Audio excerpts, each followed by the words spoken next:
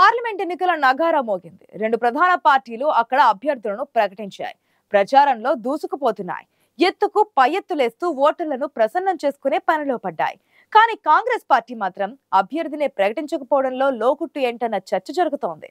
సరైన అభ్యర్థి ఇంకా దొరకలేదా, లేదంటే పోటీ ఎక్కువై ఎవరికి టికెట్ ఇవ్వాలో పార్టీ తేల్చుకోలేకపోతుందా?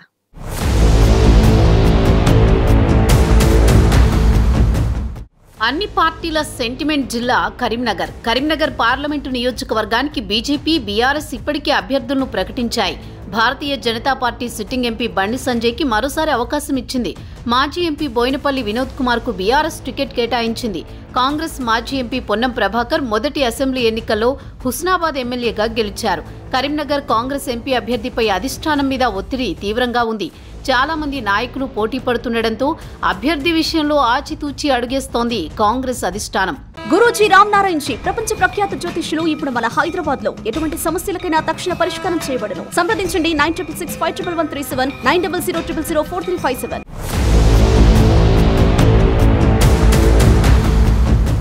ఎన్నికలు దగ్గర పడుతుండటంతో బీఆర్ఎస్ పార్టీ తన సెంటిమెంట్ గ్రౌండ్ అయిన కరీంనగర్ ఎస్ఆర్ఆర్ కళాశాల ప్రాంగణంలో భారీ సభని ఏర్పాటు చేసింది.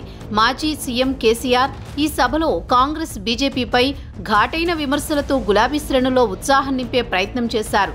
బీజేపీ తామేం తక్కువ కాదంటూ పక్కనే ఉన్న జగిత్యాలలో ప్రధాని మోదీ సభని ఏర్పాటు చేసింది. బీఆర్ఎస్, కాంగ్రెస్ పార్టీలకు ఆ సభలో చురుకలేశారు ప్రధాని మోదీ. బీజేపీకి ప్రజలు మరో అవకాశం ఇవ్వాలని కోరారు. ఉమ్మడి కరీంనగర్ జిల్లాలో నీటి ఎద్దడితో పంటలు ఎండిపోవడంతో బీజేపీ ఆధ్వర్యంలో తన కార్యాలయంలో దీక్ష చేపట్టారు సిట్టింగ్ ఎంపీ బండి సంజయ్. పంట నష్టపోయిన రైతులకు 25,000 నష్టపరిహారం ఇవ్వాలని డిమాండ్ చేశారు.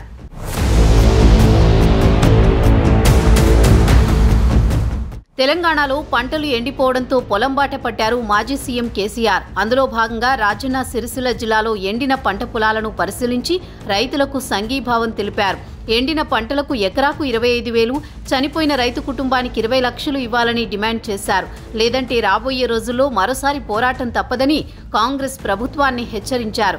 కేసీఆర్ టూర్ ముగిసిన మరుసటి రోజే 5 నియోజకవర్గాల్లో బీఆర్ఎస్ ఎమ్మెల్యేలు రైతులకు మద్దతుగా నిరసన దీక్షలు చేపట్టారు. మరోవైపు చేనేత కార్మికులకు మద్దతుగా బీజేపీ ఈ నెలలోనే సిరిసిల్లలో మరో దీక్ష చేపట్టనుంది. బీజేపీ, బీఆర్ఎస్ వేటికవి ఓటర్లను ప్రసన్నం చేసుకునే ప్రయత్నాల్లో ఉంటే కాంగ్రెస్ మాత్రం ఇప్పటిదాకా అభ్యర్థిని ప్రకటించలేదు. ఎన్నికలు సమీపిస్తున్నా ఇంకా అభ్యర్థిని ఫైనల్ చేయకపోవడంతో కాంగ్రెస్ శ్రేణుల్లో చెకోర పక్షుల్లా ఇంకా ఎదురుచూపుల్లోనే ఉన్నారు. మీనమేషాలు లెక్కిస్తూ కూర్చుంటే రేసులో వెనుకబడేలా ఉన్నామని కాంగ్రెస్ నేతలు టెన్షన్ పడుతున్నారు.